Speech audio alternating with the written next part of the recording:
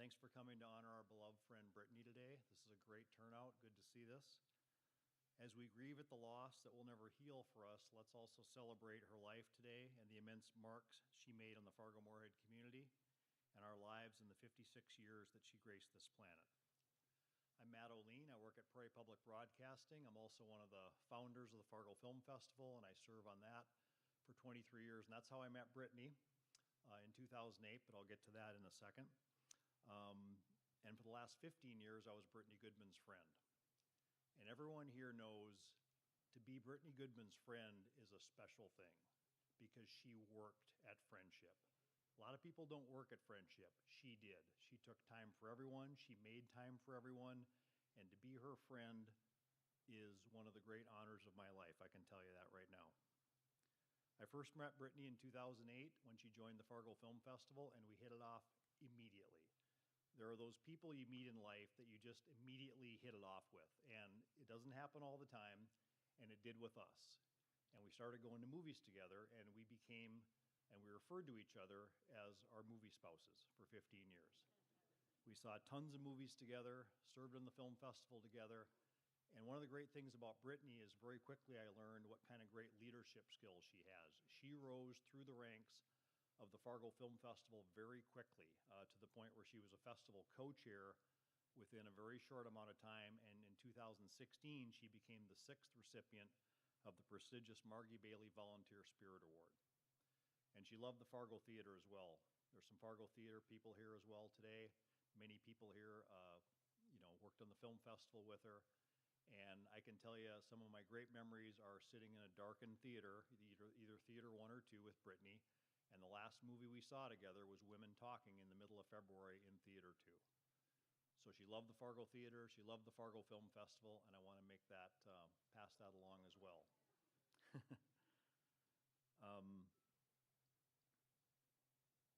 She was a very dear friend of mine and was amongst the 2 or 3 people I probably texted most. And the last time I saw her, we said we loved each other. We always did that when we left. And my last text to her, which was Monday, March 6th, I just said, "How are you doing? Love you." And that was the last time I heard from her. She was like my sister. I could count on her. She was also very blunt with assessments. She could be very blunt and kind of cut to the chase with things, and that was very good to hear in my life sometimes from her. There'll be a hole in my heart forever. I won't get that afternoon text saying, "I'll be at the VF at 4:45 if you want to grab a quick drink after work." I'll never get those texts again. I won't be able to say, "Hey, do you want to go to this movie again?" And I won't be able to be with my friend again. I love you, Brittany. Brittany Lee Goodman, 56 of Fargo, North Dakota, passed away unexpectedly at her home on March 8th, 2023. Brittany was born January 19th, 1967 to Ruth Wilson Pollock and Donald Ray Goodman in Hardinsburg, Kentucky. She graduated from Breckinridge County High School in 1985 and went on to attend Kentucky Wesleyan College, graduating summa cum laude. She attended Western Illinois University, where she earned her MA in English, Literature, and Composition. She received an MS in Library and Information Science from the University of Illinois Urbana-Champaign in 1996. In 1997, Brittany joined Minnesota State University Moorhead as a librarian. She went on to serve many roles, including professor, Dean of Instructional Resources, Executive Director of the Livingston Lord Library, and her current role as Director of the Faculty and Professional Learning Center. In addition to her duties at MSUM, Brittany was involved in numerous activities in the Fargo-Moorhead area. As a lover of movies, since 2008, she served as a volunteer and organizer of the annual Fargo Film Festival. She used her natural leadership skills as a festival co-chair and chairperson of many film submission review and selection juries. In 2016, she received the prestigious Margie Bailey Volunteer Spirit Award for her many contributions to the festival. She helped organize the annual St. Patrick's Parade in Fargo, as well as SantaCon, a holiday-themed charity event. As a proud Kentucky native, she hosted a Kentucky Derby party each May, making it memorable by unveiling the new Spotify playlist she created each year and by leading her guests in singing "My Old Kentucky Home." Whether in downtown Fargo, her beloved home base, or anywhere she traveled, Brittany was always approachable, kind, and inclusive. She was a natural connector who took great joy in drawing out the unique stories of everyone she met.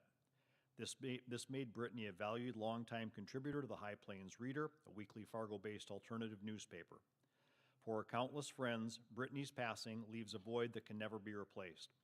But they all are better for having known her and will cherish her memory and carry on her infectious spirit throughout our lives.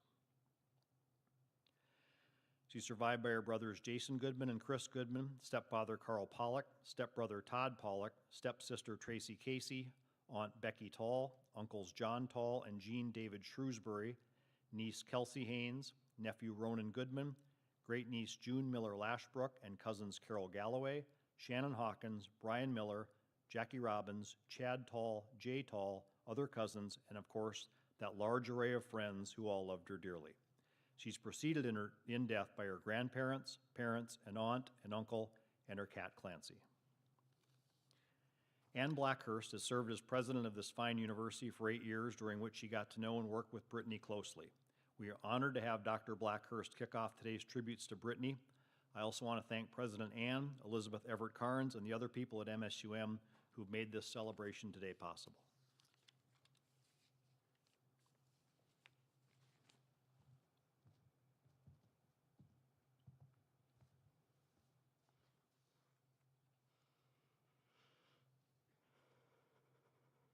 It's a bittersweet day for all of us at MSUM as we both celebrate Brittany Goodman's powerful and indelible impact on our campus community and mourn the loss of our dear colleague and friend. Alongside our profound grief, we feel profound gratitude for all the ways that Brittany elevated and inspired us.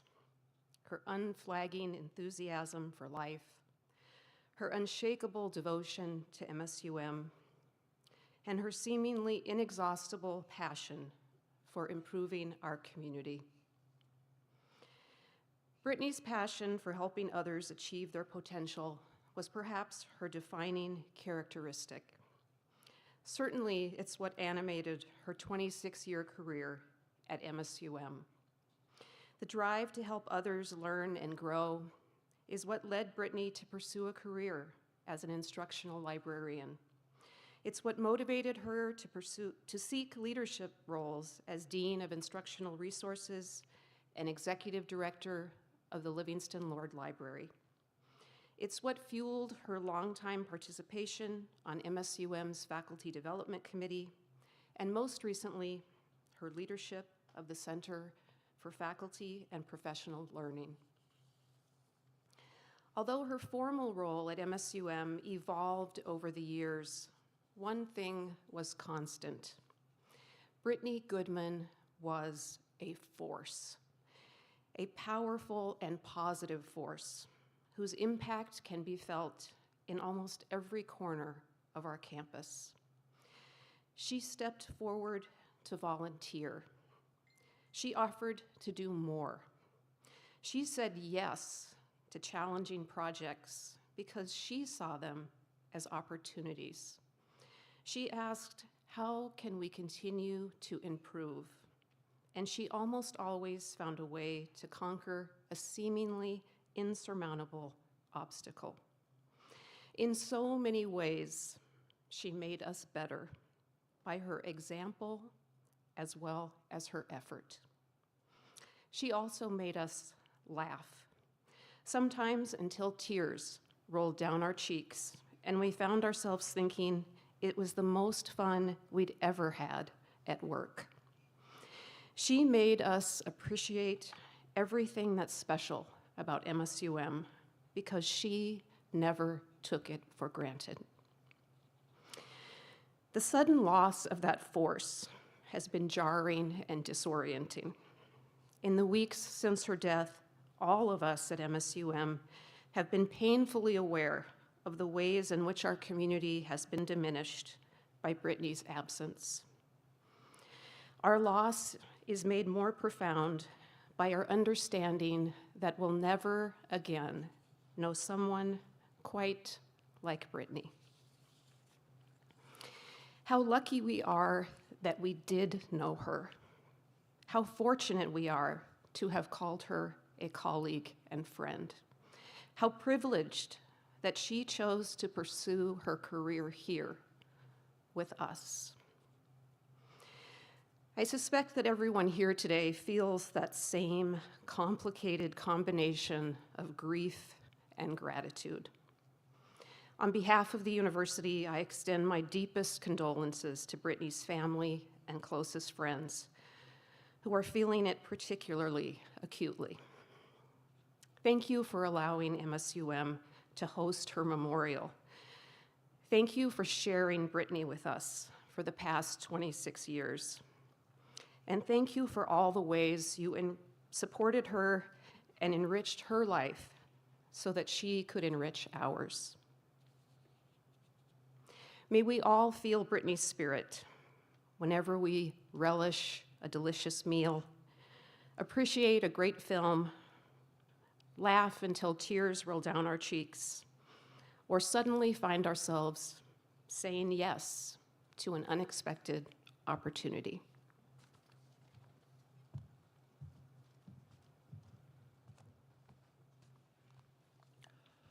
Oscar Flores Ibarra is the MSUM Faculty Association President and a professor of economics.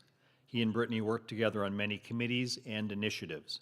Oscar can't be in person today, so we've got him on video.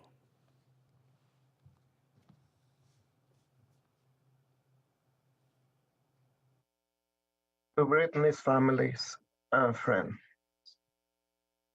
and to the campus community at large, my condolences on Brittany's loss. As a university college, what set Brittany apart was her willingness to serve. And serve she did. Whether as a librarian or as a director of the Faculty and Professional Development Center, she served with a smile and a can-do attitude. Brittany was a committed union member. It was important to her to be a union member. Before she decided to take the development center position, she and I had a long conversation. Essentially, what she wanted to know is if she could continue being a union member while being a director of the Faculty and the Professional Development Center. She said, because if I can't, I would rather say no. She knew that a union does make us strong.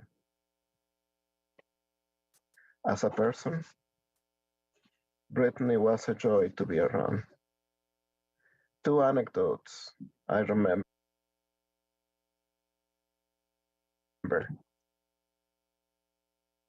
Make this point.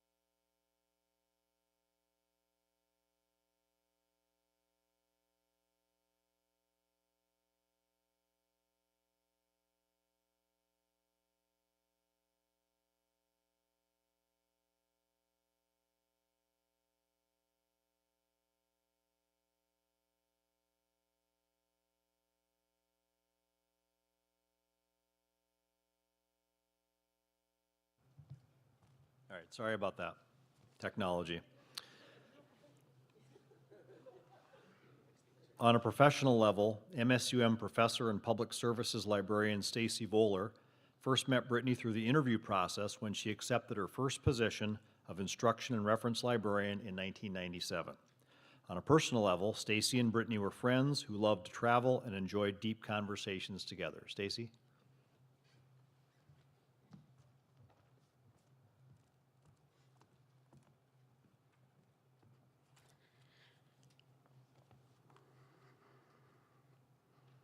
I first met Brittany when she interviewed for the job as a librarian at Minnesota State Moorhead, and I have struggled with finding the right words to honor my best friend, Britt. How lucky was I to get to work with someone I could confide in both in and out of the office. I reached out to Brittany's brother, Jason, a few days after her passing and told him how I know his sister. Brittany started her job at MSUM just 1 year after me.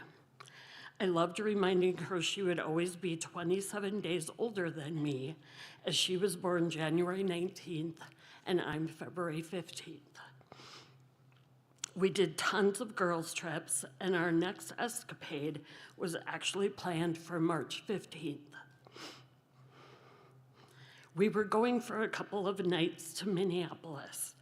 We had to go Wednesday and Thursday nights so she could be back to Fargo for St. Patrick's Day. It's so weird, but the last time we were out, we talked about our similarities once again. She was born in Kentucky. I went to the University of Kentucky for a master's degree. Both of our parents died way too early. I was actually with her at a conference when she got the call about your mom. We both had major issues with one of our eyes. We were born in 1967. We graduated high school in 85. And we actually both got married in 1990 as well. People would oftentimes even mistake us for sisters. We told each other, I love you, and I'll always be grateful for that. I loved your sister so much.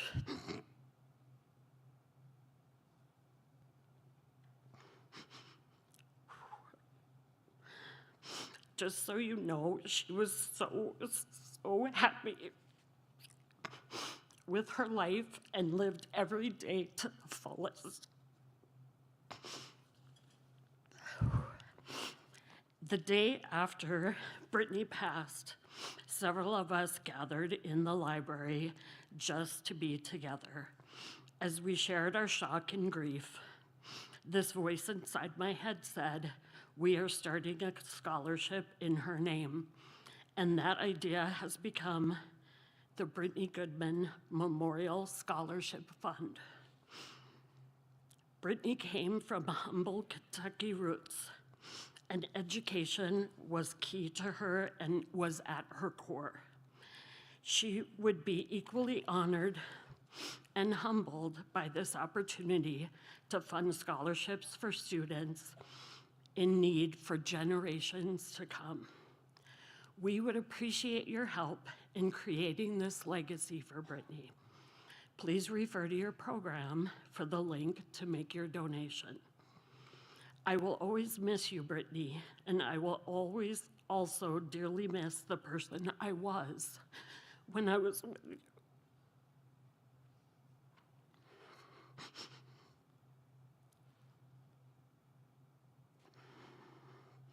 While going through some of Brittany's writing for the High Plains Reader, I came across a review she did for the high school performance of Charlotte's Web. She began the piece with a quote from the book, and I know she brought it to me purposefully.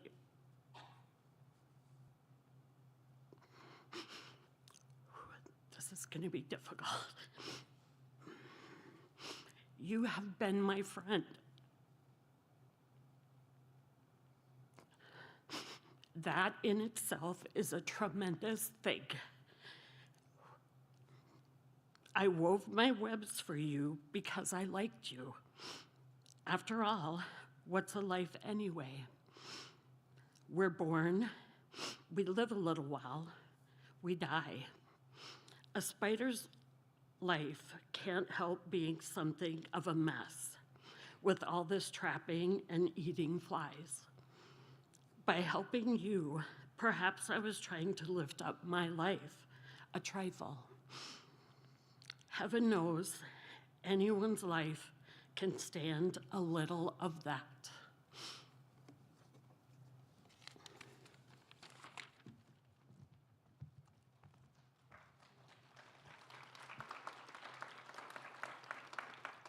Thanks, Stacy. I already knew this, but I think we've learned today Brittany never took a bad picture.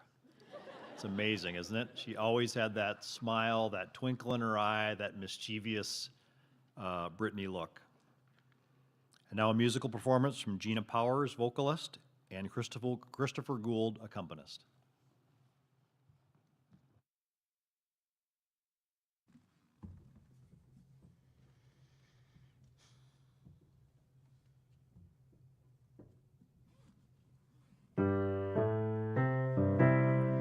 Pretty woman, wonder where my secret lies.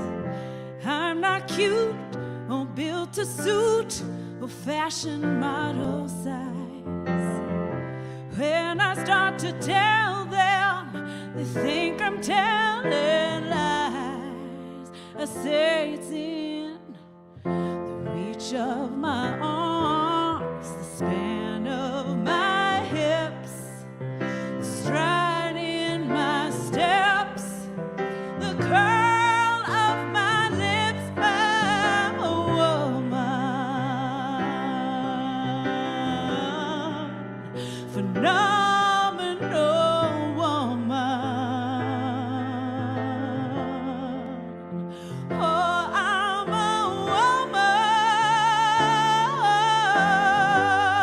woman, baby, that's me.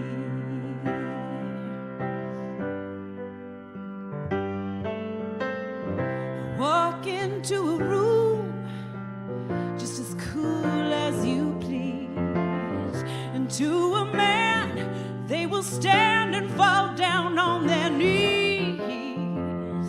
When they swarm around me like a hive of honeybees, I say it's in the fire in my eyes, the flash of my teeth, the swing of my waist, the joy in my feet. I'm a woman,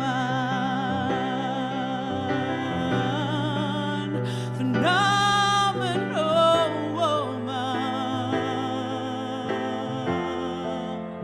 Oh, I'm a woman, baby, that's me. It's in the arch of my back, the sun of my smile, the ride in my breast, the grace of my style.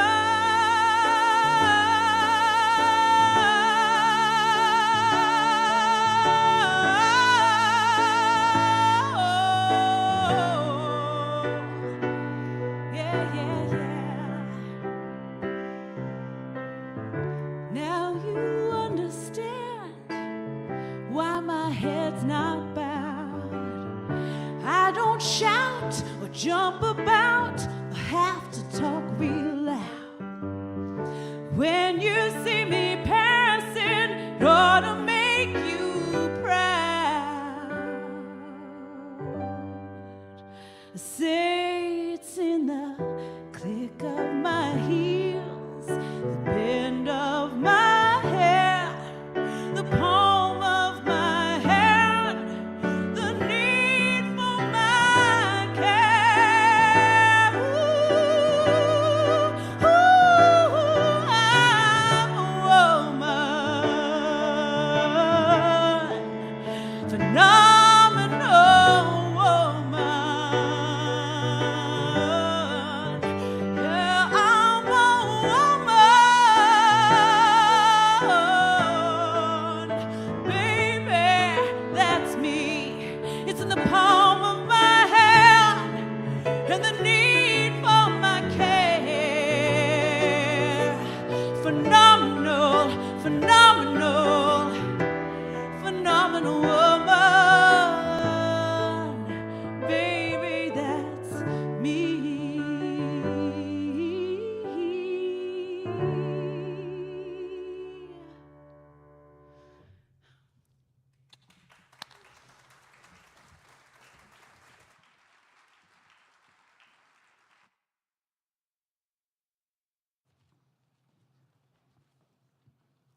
Jack Sunday is a local radio personality with KFGO in Fargo who had the privilege of interviewing Brittany on air many times to talk about the causes that were dear to her heart. They both served on the Fargo-Moorhead St. Patrick's Parade Committee and were friends for many years.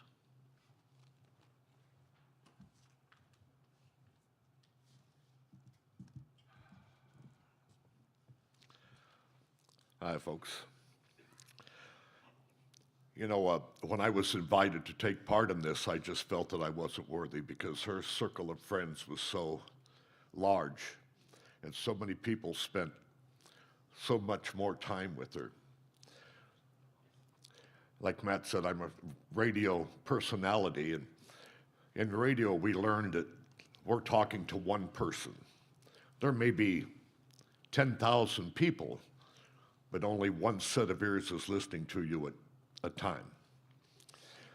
You know, in my best moments with Brittany was sitting down and talking to her. And she had a large circle that she involved herself with, the mafia booth. But when I was fortunate enough to spend a few minutes just talking to her, I was at my happiest. I think I met her 20 years ago. And I remember thinking, she is beautiful, smart, charming, engaging, fun. She was fashionable, always had a cool purse with her, outstanding hair, a big smile, and that red lipstick, huh? All in all, I believe that less is more, so I'll try to be brief. Brittany was woke before woke was cool.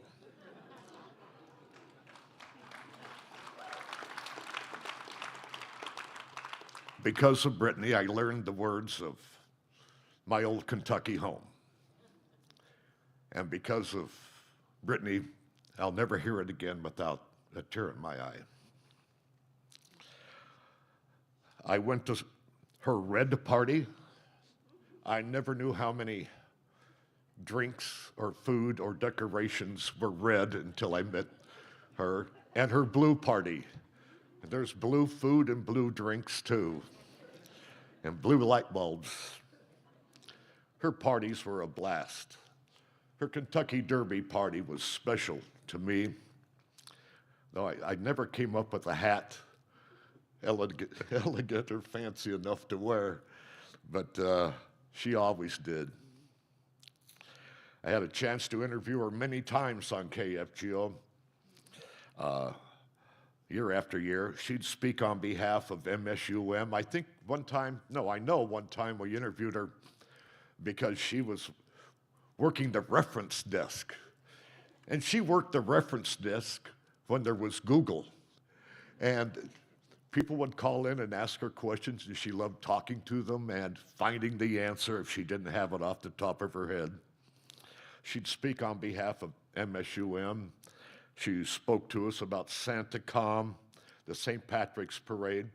And speaking of which, she was a blast at our St. Patrick's our St. Patrick's meetings. We had them frequently, usually at a different location, bar. And she was at least a couple of years with the St. Patrick's Committee. And she was very well organized and helped keep us on track.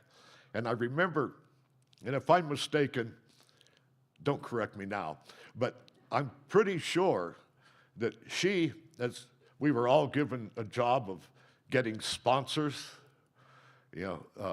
for the parade to help us pay for the insurance and other stuff we had to have. She went down to the northern the strip club and came back with a really good donation.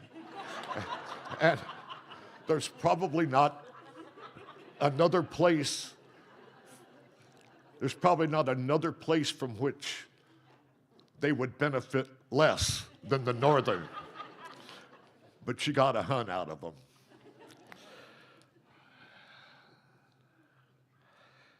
And I want to give a shout out, especially to the people that were very close to her.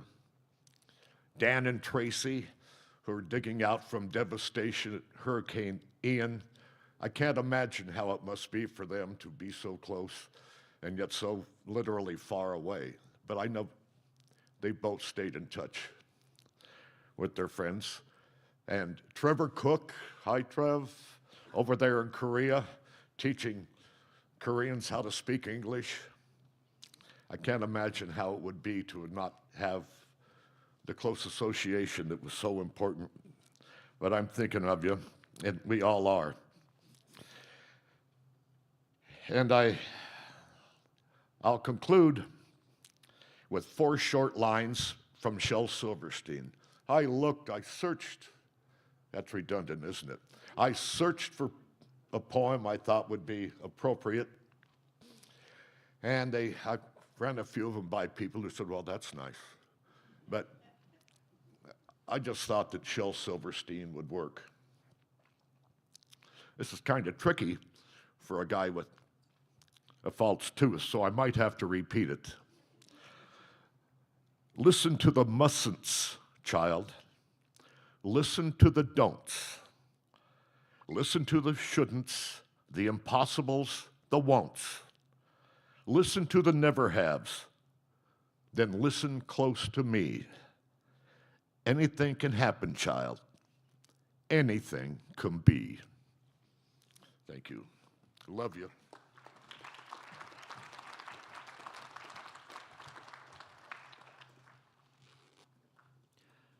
John Strand is a community leader and human rights activist who's served as a Fargo City Commissioner since 2016.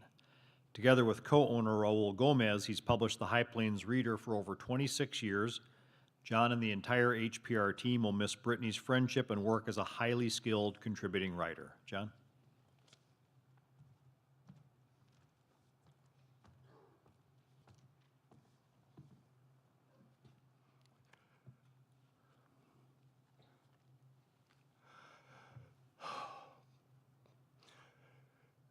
Jack, thank you for reminding us to laugh.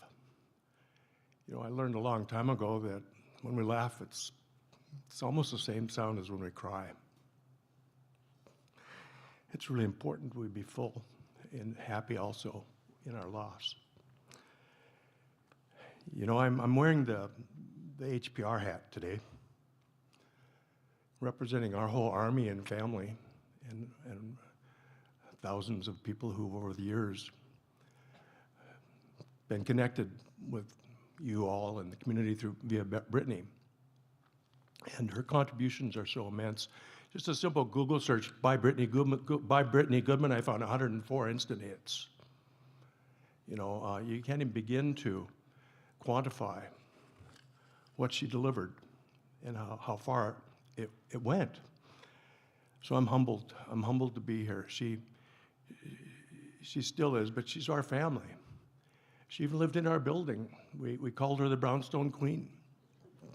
And she was truly the queen with a lot of flair. And following 2 gay guys, it's hard to have more flair than that.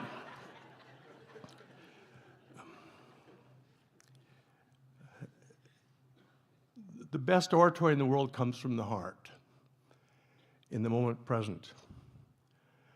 But for today, I decided to share with you Brittany's words, some of her bylines and some excerpts that are from her, just a sampling of the nuggets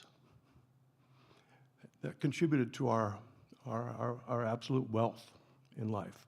So bear with me. These are her words, her headlines, her bylines. Move over cars, Streets Alive brings human motion to the streets. And you'll see some themes that are common. Fargo SantaCon, 8 years of Santas helping the homeless and veterans. And here I'll pull an excerpt out from her words. Fargo SantaCon for Charity is a holiday-themed pub crawl that we had a lot of affinity for pubs, by the way. We found her, I think, in the Nestor, and we found Sabrina in the Nestor or Duffy's. And Fargo SantaCon for Charity is a holiday-themed pub crawl that raises money for and collects needed items for the Gladys Ray Shelter and Veterans Drop-In Center. And then the following caveat. Although Santa is associated with Christmas, taking part in SantaCon does not imply support of any religion or doctrine. Artful Acting, MSUM's Straw Hats 54th season. Makers Making a Mark, 7 years of Unglued Craft Festival. Charism presents Light the Way Gala. The Lost Prayers of Ricky Graves, James Han Matson's first novel. A Summer Affair with Dan Jones, and then an excerpt in that one. Early in my interview with the artist Dan Jones, I commented, "It must be nice to make a living doing what you love." Dan retorted, "Yeah, everyone says that, but it's still work." And then he explained further, "If I was truly doing what I love, I would be on the road with a blues band, but I can't carry a tune." Proof. Prize-winning drama at Concordia, last performance this weekend. Pop Go the Flowers, sub-excerpt. If you go near the Alara Center in Grand Forks, you will likely see a beautiful field of translucent, colorful flowers. But these flowers are man-made, specifically by area children. Here's another one. SantaCon returns, downtown fun and philanthropy. Rocking Relevance, American Idiot addresses the struggle of addiction, friendship, and love. More Than Signs, Chris Orth's neon art and brand illumination. Warm Up at the Red River Winter Market. Second grade students give quiet comfort to veterans. Art versus Family, Other Desert Cities at FMCT.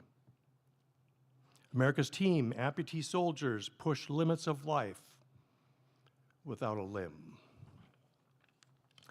No Ordinary Pig or Spider, Sarah, you'll like this. No Ordinary Pig or Spider, Charlotte Webb's on stage. Unpacking the War Experience. And then a sub-excerpt. Project Unpacked, Telling Stories, Creating Community, is a one-year program funded by the National Endowment for Humanities to initiate dialogues in the Fargo, Moorhead, and North Dakota communities about the legacies of American wars. Coming Unglued Again, Craft Fest returns to the Plains Art Museum. Exhibit at the Rourke unpacks personal war stories. Phantom of the Opera, a difficult production, Cheyenne High School rises to the challenge. 9th FM LGBT Film Festival. From the Page to the Stage, Slice of Life at Theater B. Brain Games, Bar Trivia rocks FM. Rocky Horror live in Grand Forks. Mason Lewis, the chef behind Nicole's Savory Side, and then a sub-excerpt. When asked what his favorite thing about cooking, Lewis replies, "I like the aspect of being able to put my work in and ideas into something that nourishes people. I also have a certain passion for destructible art. Putting time into the creation and then 10 minutes later, it's demolished." Support your local artist, the Arts Partnership and FMVA. South Sudan, moving documentary, and then a quote from Deb Dawson. Deb Dawson gives advice to attendees of the Fargo Theater showing with this quote, "Potential audience members might want to bring tissues as orphans of the Nile may trigger tears. The documentary will open eyes to the hardships refugees face, fleeing horrific danger in their home country." 5 Years of Compassion, Plants for Patients celebrates.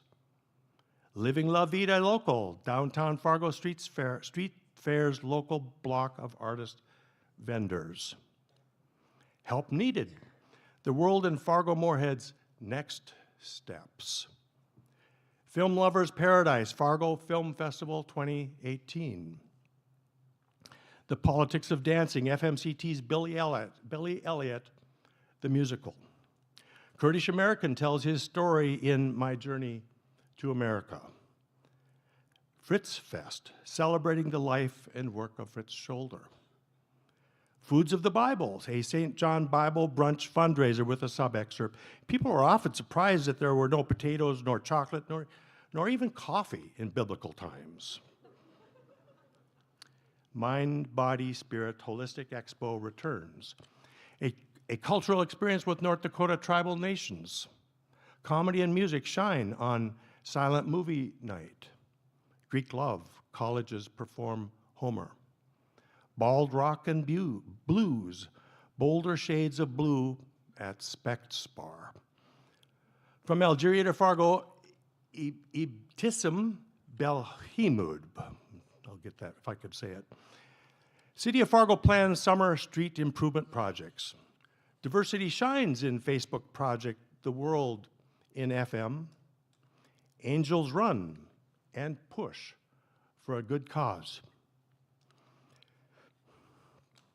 Bare Necessities, MSUM's Full Monty promises raucous fun. Shamrocks and Leprechauns. The FM St. Patrick's Parade turns 21. Full Speed Ahead. Derby for the Vets returns for a 5th year. Local Nurses in World War I. Historical Society features students' research. The Lost Prayers of Ricky Graves, James Han Matson's first novel. Barbershop Chorus goes international. Fargo-Moorhead's, in a sub-excerpt, Fargo-Moorhead's Barbershop Chorus, Great Plains Harmony, has earned a spot on the prestigious and competitive Barbershop Harmony Society International competition in Orlando, Florida in 2018. They will be competing against 30 choruses from around the world. This is only the 3rd time in 67 years Great Plains Harmony has made it to the international competition. Last Call Forever. Farewell to the Nester. Sub-excerpt. Live music, worn carpet, colorful barflies, writing on the bathroom walls. A strong drink pour and trusted bartenders come to mind when the Nestern Tavern is mentioned. Whatever your memory of the Nestern Tavern, a part of Fargo's entertainment history, has passed with its closing. Happy 50th birthday, Duffy's Tavern, and some of my favorite excerpts. The rookie door, the test of whether you are a newbie or a seasoned patron, is just one of the quirky traditions that come with the territory at Duffy's Tavern. Turning 50 in its Fargo location Friday, March 17th. Yes, that's St. Patrick's Day. A neighborhood pub with an eclectic crowd and friendly bartenders, Duffy's has been a staple of the near downtown Fargo for 50 years. The Duffy's Jukebox was the last to use CDs in Fargo. It was removed in January and the bar now has touch tunes. This has many patrons waxing nostalgically on the end of an era. Jack Sunday, who has been coming to Duffy's for quite some time, talks of the olden days at the bar. And then quoting Jack, back then, every lawyer in town came in here, Jack remembers, watching a certain Catholic priest come in every St. Patrick's Day and get happy and dance with the women. Jack also recalls, quote, a bunch of regulars who fashioned themselves to be barbershop quartet-type singers who would break out into traditional 4-part harmony, quite often singing songs like Danny Boy. Jane Reff started coming to Duffy's when it opened. She's a retired mathematics teacher. and former bartender at Duffy's. And she remembers when all of her school teacher colleagues would come in, they would fill up the bar. Because of the layout, it's also a people-watching place. Most regulars have preferred sitting spots. Some like the corner for a full view on most afternoons, mid-afternoons, just prior to happy hour. Jovial regulars populate the upper deck with the comfortable wooden chairs. This is the prime location to see who's coming in the door. Duffy's has its idiosyncrasies. For example, the corner booth is lovingly called the Mafia booth and can hold many people. It is popular for groups and has many post-funeral wake gatherings, club meetings, reunions, wedding parties, and 21st birthdays. Patrons are known to get to perfect the trick of rolling a quarter along the inside edge of the bar from one counter to the next. People will cheer if you make it. There's also a countdown to St. Patrick's Day clock in the southwest corner of the bar. And again, out of the hundreds of excerpts and hundreds of bylines and stories, the last one I'll utilize today is, and it's so relevant still, Fargo Moorhead's Gay Men's Chorus, holiday concert, and then New York City, and her quote.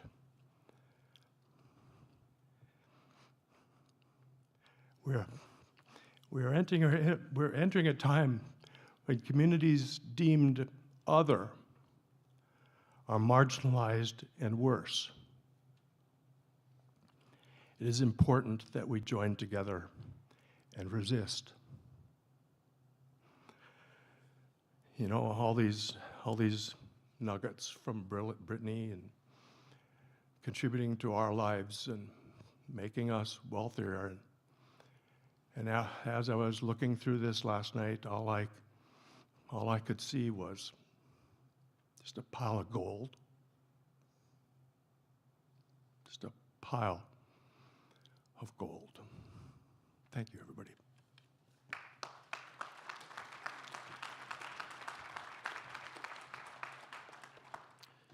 Linda Hinrichs is involved in the arts in the Fargo-Moorhead area and serves many nonprofits and small businesses with her accounting services. She first met Brittany in 2007 when she moved to Fargo. She's attended many of Brittany's various theme parties and is a proud recipient of 5 of the coveted Kentucky Derby Award glasses for outstanding hats. She and Brittany also traveled together to one of Brittany's favorite spots, New Orleans.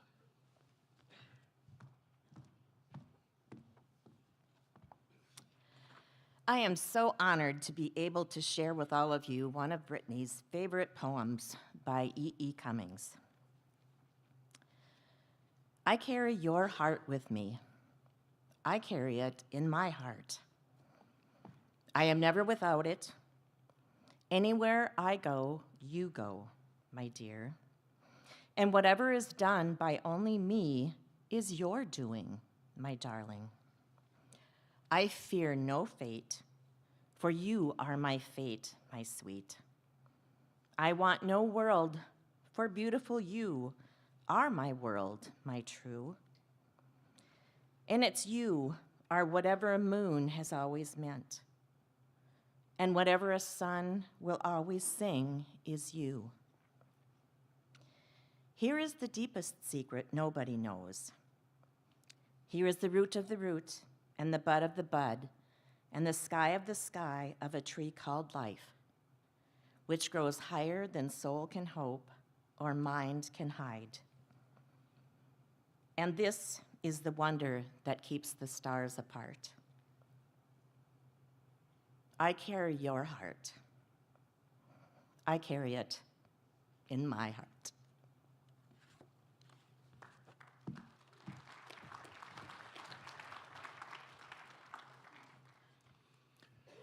Dan Haglund is an insurance agent at Nodak Insurance and writer for New Century Press. Dan was a regular at Brittany's fun and challenging trivia nights at the VFW in downtown Fargo, and Dan was a longtime friend of Brittany's and fellow downtown Fargo advocate and connector.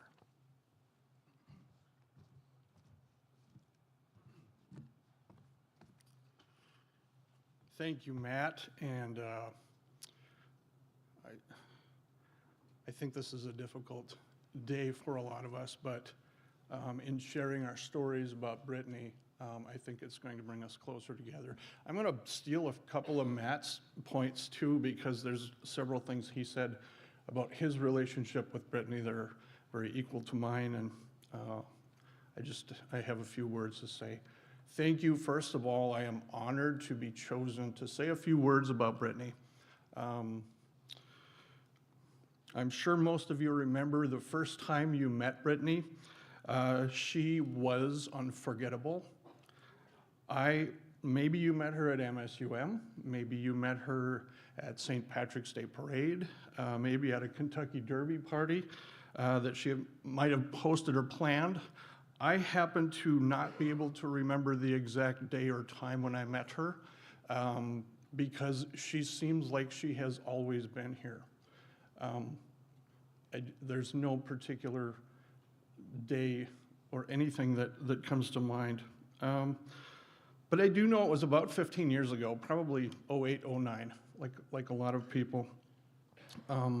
There are easily hundreds of times, there are easily hundreds of times that we got together over the years, especially with trivia nights. She even called on me and a couple other people to substitute when she wanted to play trivia too and didn't want to host. So happy to step in on that. Whether we talked about politics or food or the state of the world, we always just got each other. And not that we always agreed. When she thought I was wrong on something, there was no hesitation to offer her opinion. It was like having another sister around. I grew up with two sisters and no brothers, so this was a natural thing for me too. When she wanted to tell me good job, she would tell me good job, or when she maybe wanted to scold me, she wouldn't hesitate to do that because she cared. And I think a lot of us felt that. There's nothing better than a real person that won't sugarcoat it. That means they care and they love about you, and they love you when they give you the truth. And she always did. You've probably heard of the 6 degrees of Kevin Bacon, but I think Fargo-Moorhead has the 6 degrees of Brittany Goodman. She was as close to a human algorithm as anyone in downtown Fargo. How many people here know one another because of Brittany or because of secondary? Yeah, see? Her social influence, her planned events, or just because she bought you maybe a drink. That's how you know her. She was the architect of an incalculable number of friendships and social connectivity within this community. Brittany had an insatiable thirst for knowledge. She gleaned knowledge not only by crawling deep into maybe a period novel or a classic movie, but by becoming friends with people of all stripes. Brittany did not prejudge anyone, and I think that is why those who were more often marginalized by so many others loved her so much. She didn't do that to you. Brittany was above such pettiness. She saw all of us as equals, all of us with our own stories and good points, and she saw each of us as an expert about something. This was a life well lived. Hers was a life that lives on in each of us because she taught us to be better. She may have moved on to the next plane before her time, but her lessons will live on in perpetuity. Those lessons: be nice to everyone and celebrate each day of your life. And in closing, I take solace in knowing that the last time I saw Brittany, I told her I love you, because we always did that, just like Matt said. Thank you.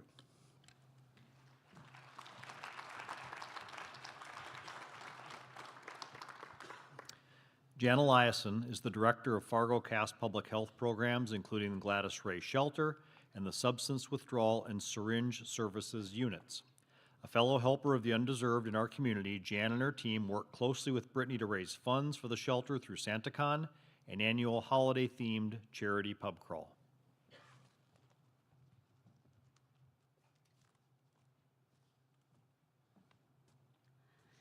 I'm so lucky because I got to call Brittany my friend, and I'm even luckier because the Gladys Ray Shelter found a way into her incredibly giving heart. She supported so much of our mission and what we did there. She reposted every ask we ever put on Facebook. She talked about our mission. She highlighted everything that we did in the community. About 10 years ago, Brittany asked if, after we had had a couple of SantaCon events, Brittany asked if I thought that Gladys Ray Shelter should be the next recipient, and of course I said yes for sure. Then all those years later, right around the first week of December, we painted the town, or at least downtown, red and green, and there were just Santas everywhere, reindeer everywhere. And when COVID prevented us from having SantaCon, Brittany's idea was let's have a supply drive, and we'll just park it right in the parking lot of your work. And then she continued to promote giving. She herself parked it right in a lawn chair in sub-zero temps and encouraged people to stop by and donate shampoo and soap and all of the things that we needed, and money.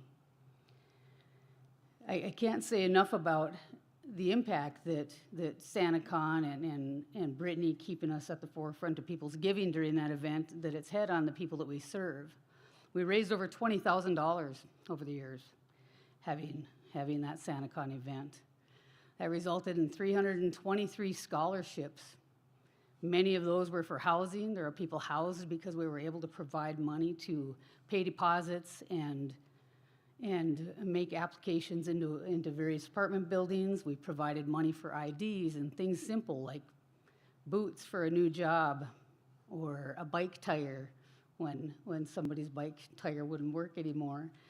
I can't say enough about what it's meant to people who don't even know Brittany. You know, I think that so much of her legacy is going to live on in all of these folks that benefited.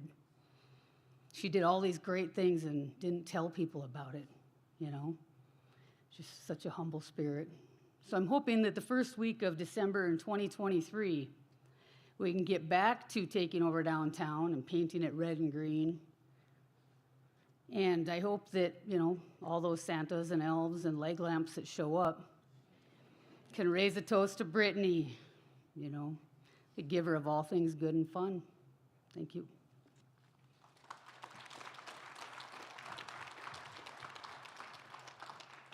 Brittany's great friend Tracy Felighty cannot be here today, but she now offers this poem via video.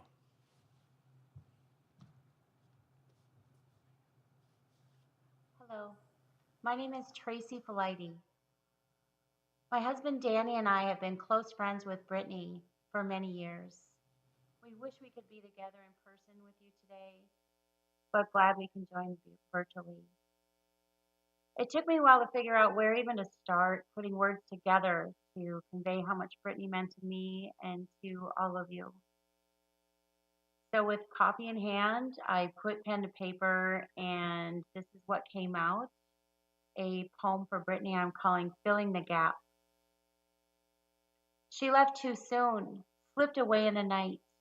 No fanfare, no soundtrack, just absence of light. It can't be, we cried. We don't comprehend. The cut is too deep, a murky crevasse. What will we do now? Where will we go? What now? What next? This doesn't make sense. Her connecting threads pulled us closer. We held tight, staring into the dark. That huge gap she left in our lives, in our hearts. What will we do now? Where will we go? What now? What's next? This doesn't make sense.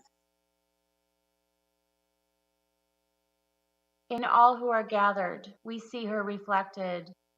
Her laughter, her smile, her wisdom and grace. A flower for joy and one for kindness, and countless for hugs and deep conversation. What will we do now? Where will we go? How will we manage this pain of her loss? We'll enjoy her playlist and pictures of parties. We'll give like she gave. Talk to a stranger, listen and learn, leave no one behind. Can you see what's happening?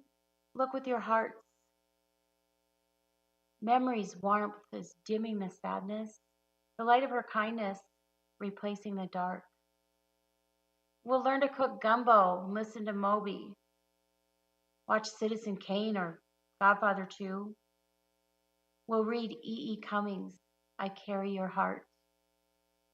Sing karaoke and dance on the porch. We'll drink some good bourbon and kick our legs high. Bring friends together and celebrate life. And that's when Brittany will always stop by. Danny and I wish you love and peace today as you celebrate the life of Brittany. Thank you.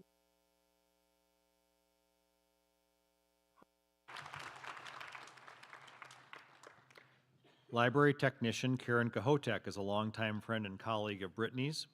Karen and Brittany shared a love of writing and publishing. Karen and her partner Eric Wickland brought added flair to Brittany's many themed parties with their creative costuming skills.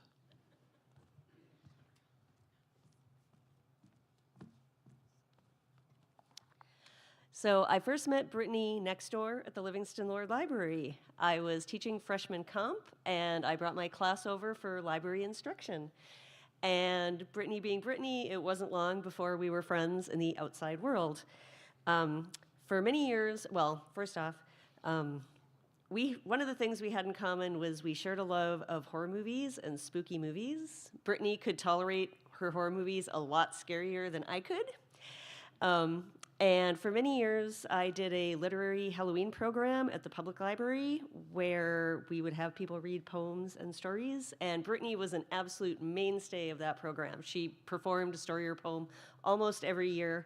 The few years that she did sit out, she always, helped spread the word, brought friends over that didn't necessarily like spooky things. And it was just a testimony to how she's so well known for a lot of these big events, but she also was really supportive of a lot of, little smaller arts and cultural events all over town for a lot of different people. So in honor of that, I'm going to read a short poem by Edgar Allan Poe, which I know she would have enjoyed. Take this kiss upon the brow, and, in parting from you now, this much let me avow. You are not wrong, who deem that my days have been a dream. Yet, if hope has flown away in a night or in a day, in a vision or in none, is it therefore the less gone? All that we see or seem is but a dream within a dream. I stand amid the roar of a surf-tormented shore, and I hold within my hand grains of the golden sand.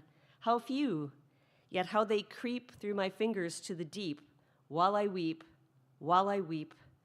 Can I not grasp them with a tighter clasp? Can I not save one from the pitiless wave? Is all that we see or seem but a dream within a dream? Thanks.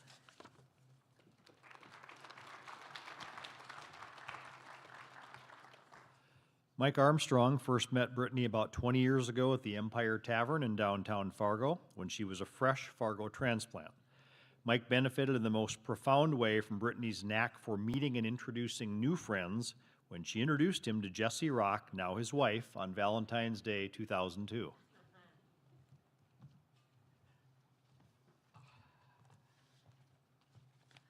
Yeah, funny story. I was newly single living downtown, lived on Broadway, just north of the downtown area. Used to spend a fair amount of my time outside of work down at the Empire. And it was kind of someplace I kind of just moved to an apartment by myself, and it was a good way just to get out and just get out in the world a little bit. I met Brittany, I think it's probably more like 25 years ago or something like that. She came in with Veronica, and initially, I was like, who is this person? She comes in impeccably dressed, just well put together, intelligent, smart, funny.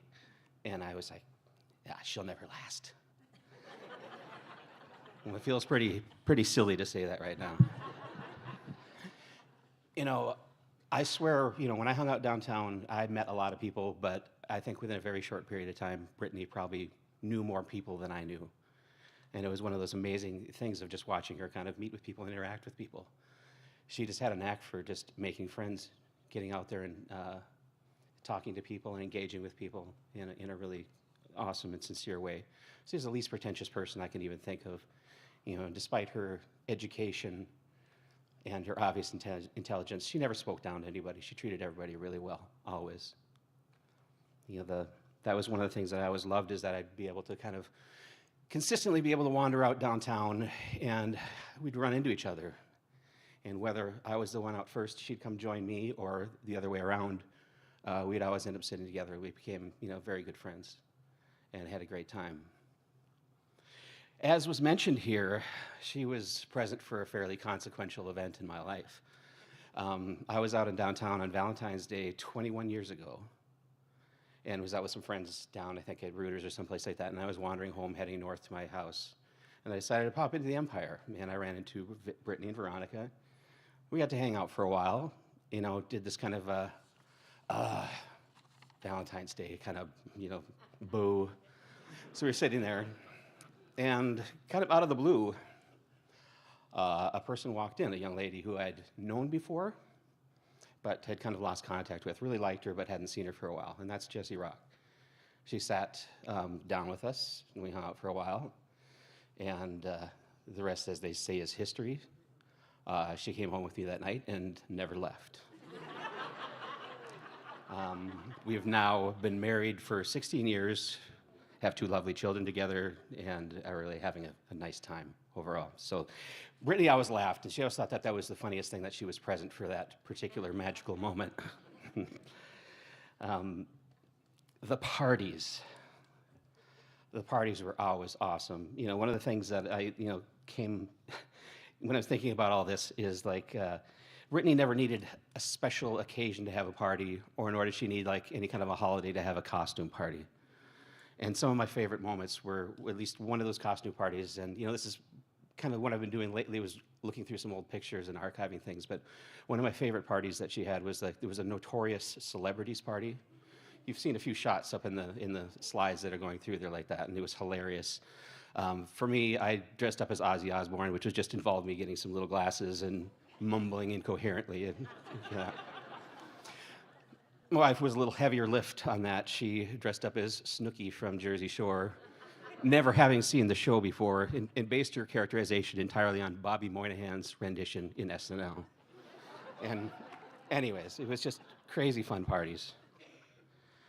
The Derby parties, you know, those were her opportunity to bring some of her Southern tradition to her new home. The mint juleps, the hats, and singing This Old Kentucky Home. To her mom over the phone were her way to connect back to her roots and bring us along with her for a moment. I have to admit, I developed a great admiration for a culture that could turn a 1-minute horse race into an all-day party.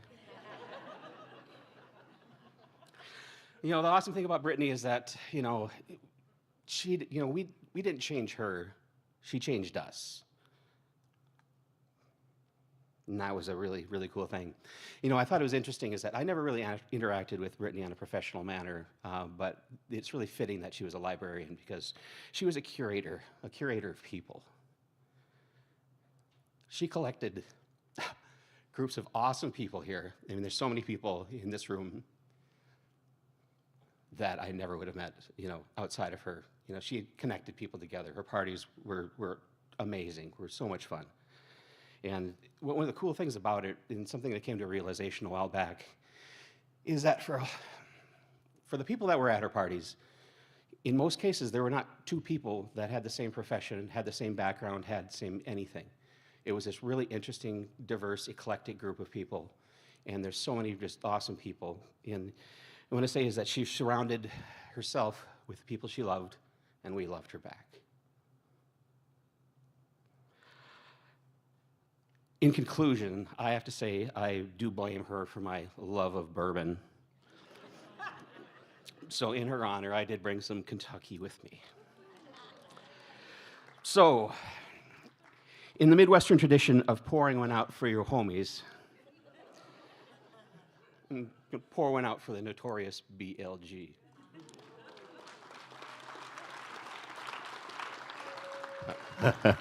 You didn't think I was going to pour out good bourbon, would you? Anyways, Brittany, we miss you. We love you. Rest in peace, my friend.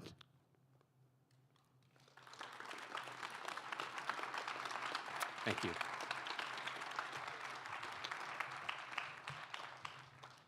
As we leave now, thank you all for coming.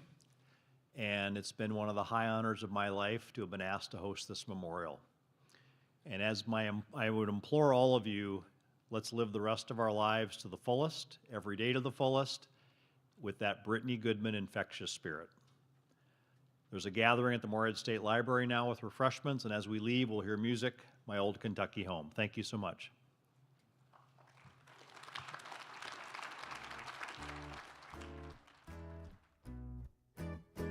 The sun shines bright on the old Kentucky home. 'Tis summer, the people are gay. The corn tops ripe and the meadows in bloom, while the birds make music all the day. Weep no more, my lady. Oh, weep no more today. We will sing one song for the old Kentucky home, for the old Kentucky home far away. The young folks roll on the little cabin floor, all merry, all happy and bright. And by hard times come a knocking at the door, then my old Kentucky home, good night. Oh, weep no more, my lady. Oh, weep no more today. We will sing one song for the old Kentucky home, for the old Kentucky home far away.